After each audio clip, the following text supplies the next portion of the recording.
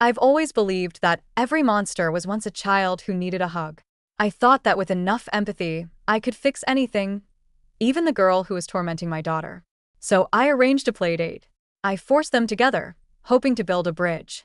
But instead of building a bridge, I handed the bully the gasoline and the matches to burn my daughter's world down.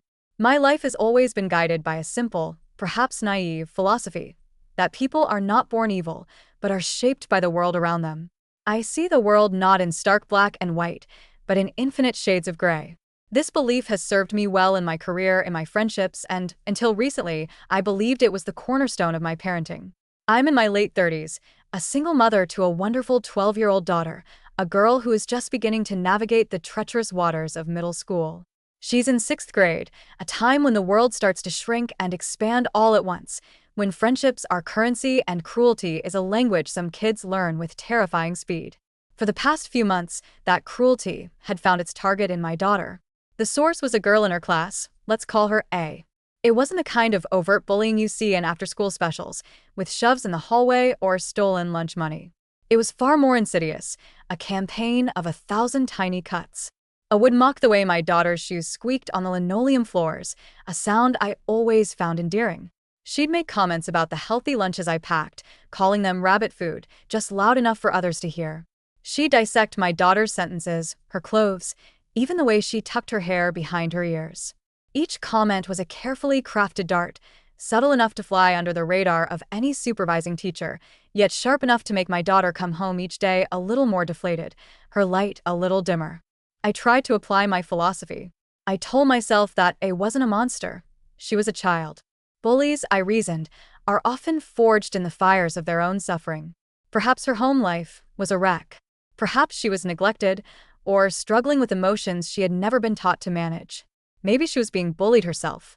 It's not an excuse for her behavior, I knew that, but I believed it was an explanation, a root cause that could be addressed with compassion rather than confrontation. I didn't want to march into the principal's office, demanding retribution. That felt like pouring gasoline on a fire. I'd seen it happen before. The parents get involved, the school lays down a punishment, and the bully's victim is branded a snitch, making their social life a living hell. The bullying just gets smarter, quieter, and meaner. I couldn't risk that. Then came the day that shattered my calm, methodical approach. My daughter came home from school, her face blotchy and swollen from crying. She tried to slip past me to her room, but I caught her arm gently. She collapsed into my arms, her body racked with sobs that seemed too big for her small frame. It took a long time for her to calm down enough to speak. Through hiccuping breaths, she told me that A, in front of a group of their classmates, had pointed at the new dress she had been so excited to wear that morning and loudly declared her a rag-clad ragbag. The words were so archaic, so bizarrely specific, that they were undeniably true. I had called her a ragbag. The image of my sweet girl, standing there in her favorite dress while the other kids snickered, sent a surge of pure, unadulterated rage through me. I saw red. I wanted to call A's parents and unleash a tirade. I wanted to call the school and demand A's immediate suspension. But then I looked at my daughter's exhausted, tear-stained face, and I knew that my anger, my scorched earth approach, would only serve to terrify her more. So I took a deep breath, compartmentalized my fury, and asked her, "Sweetheart, what do you think would help?" She was already shutting down, retreating into that shell where the world couldn't hurt her. She just shook her head, her voice a tiny whisper when she finally said, "I just wanted to stop." She didn't have a solution. She just wanted peace.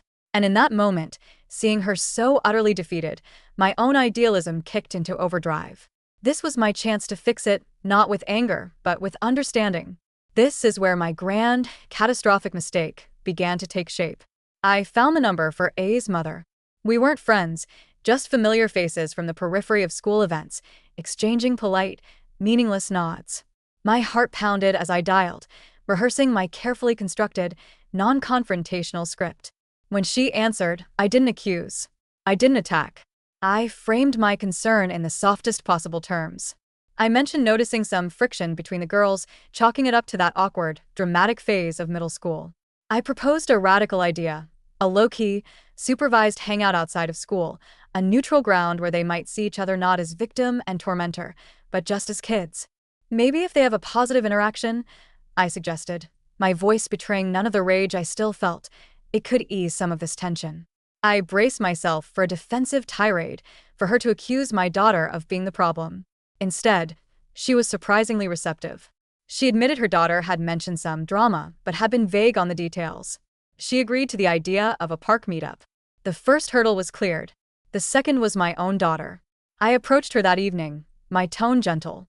I told her I had spoken with A's mom, and that we had an idea. I watched her face carefully as I explained the plan for a short, casual meeting at the park. I saw the hesitation, the flicker of fear in her eyes. She didn't want to do it, I could see that. But then a different look settled over her. Resignation. She was so tired of fighting, so tired of being miserable, that she was willing to try anything, even this.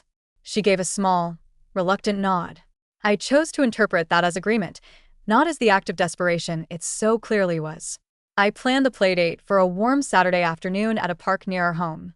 I packed a bag with her favorite snacks, cold water bottles, and my professional camera. I'm a hobbyist photographer, and I thought it might serve as a good distraction, a way for me to be present but not hovering, a watchful guardian disguised as an artist. I had no illusions of a miraculous transformation.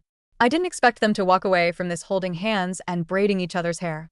I just hoped that by removing the audience of their peers and the pressures of school, they might discover a sliver of common ground, a single shared laugh that could dismantle the cruel architecture of their school dynamic. The first 15 minutes were excruciating.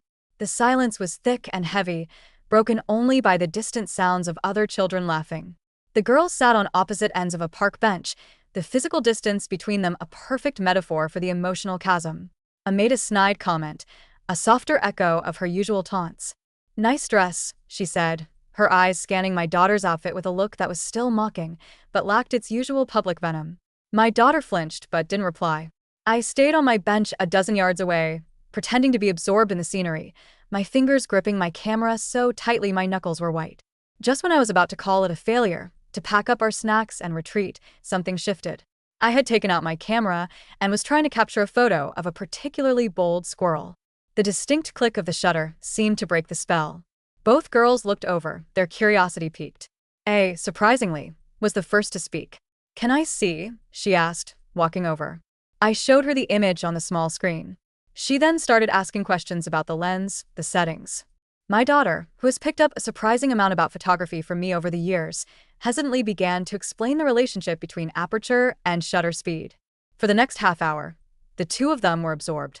They passed the camera back and forth, fiddling with the zoom, taking blurry pictures of clouds and laughing at a hilarious shot of a dog mid-sprint. It was light. It was easy. It was normal. I saw my daughter smile, a genuine, unburdened smile that reached her eyes. It was the first one I had seen in weeks. Even A seemed different, her face free of the usual sneer, replaced by genuine engagement. It was a fragile, fleeting moment of connection, but it felt like a monumental victory. When it was time to go, there were no heartfelt goodbyes or promises to hang out again, but the suffocating tension was gone. As we walked back to the car, my daughter turned to me and said words that made my heart soar. "Maybe she's not that mean," she mused. "Maybe she just doesn't know me." I felt a wave of triumphant relief. I had done it. I had faced the monster with empathy and found the child underneath. The next day, I spoke to my ex-husband. We have a cordial, if distant, co-parenting relationship. He has our daughter one weekend a month, and our calls are usually logistical and brief. He asked how her week had been, and I eagerly recounted the story, the bullying, my unconventional solution, and the breakthrough at the park. I expected him to be impressed, or, at the very least, relieved. His reaction was the complete opposite. He exploded. His voice, usually so calm, crackled with fury over the phone. "You did what?" he yelled. "You invited her bully on a playdate? Are you out of your mind?" He accused me of being a reckless and naive idealist, of sacrificing our daughter's emotional safety for what he called a weird kumbaya moment. He said I was treating her like a test subject in some bizarre sociology experiment.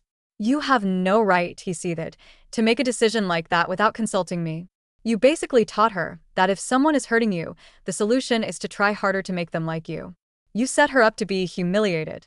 I was stunned into silence. I tried to defend myself, my voice trembling.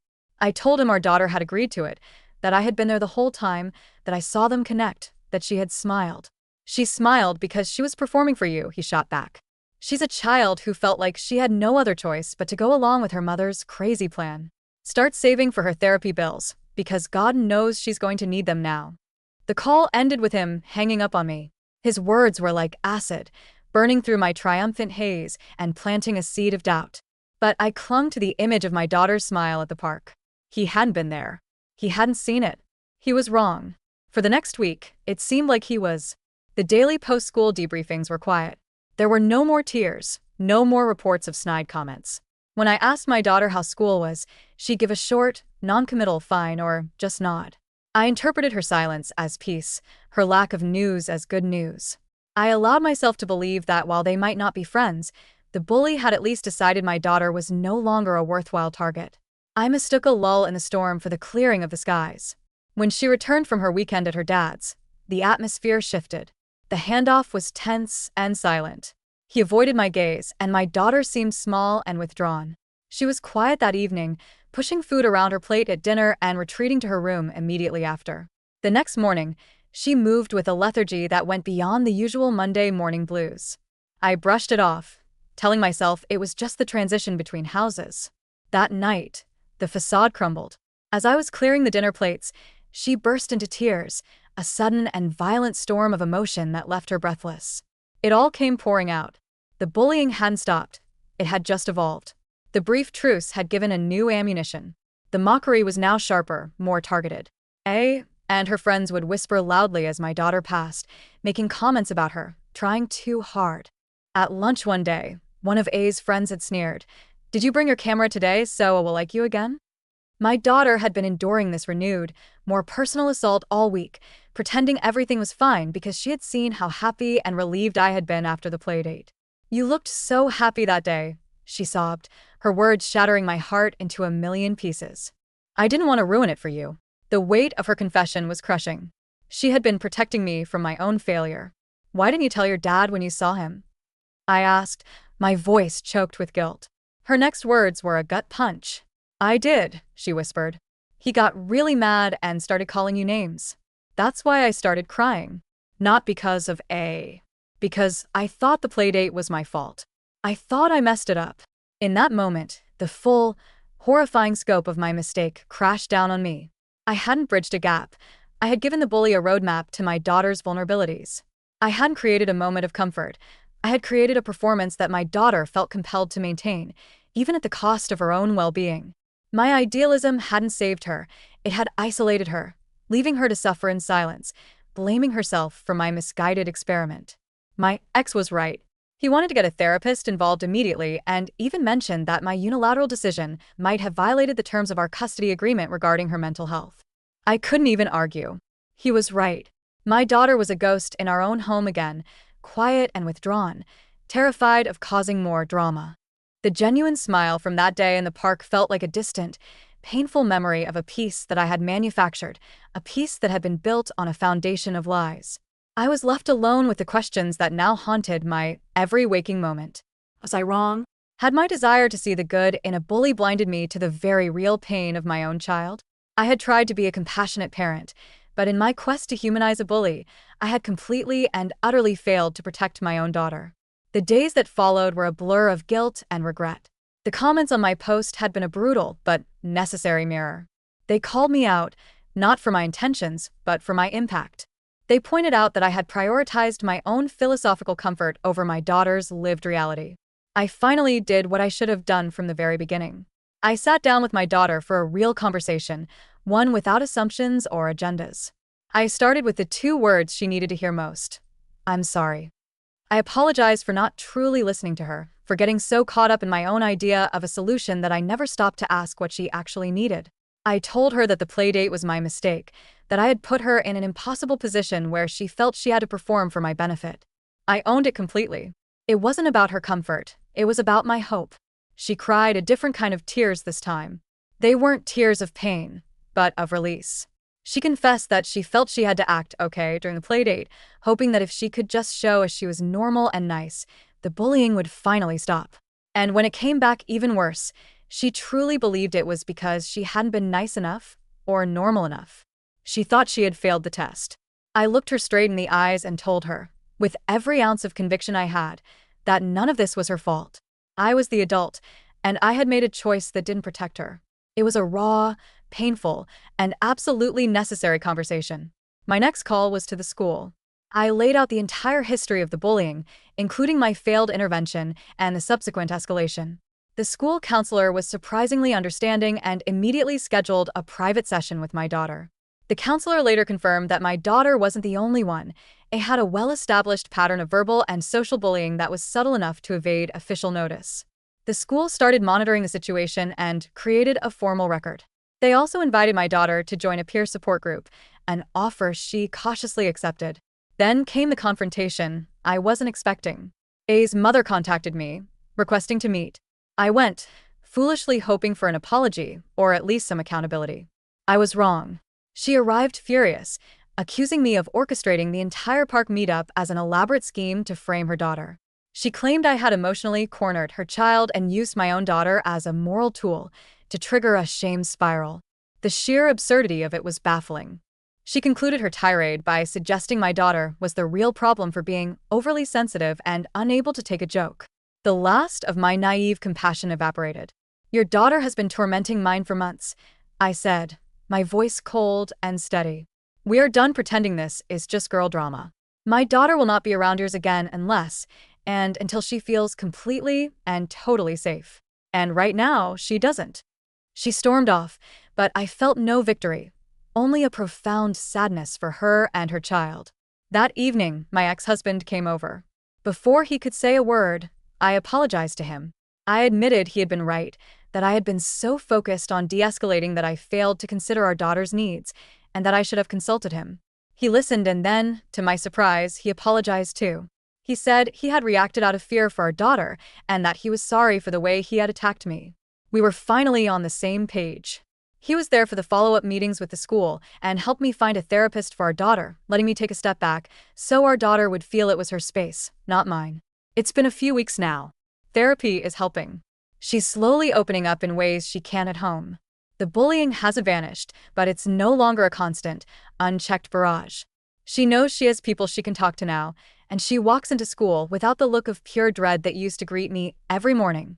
It's a small victory, but it feels monumental. The guilt is still my constant companion. I still believe in the humanity of others, but I've learned a brutal lesson. My first and most important duty is not to fix the world, but to protect my child's corner of it. A commenter pointed out that I had humanized the bully more than my own child, and it's a truth that I hate to admit.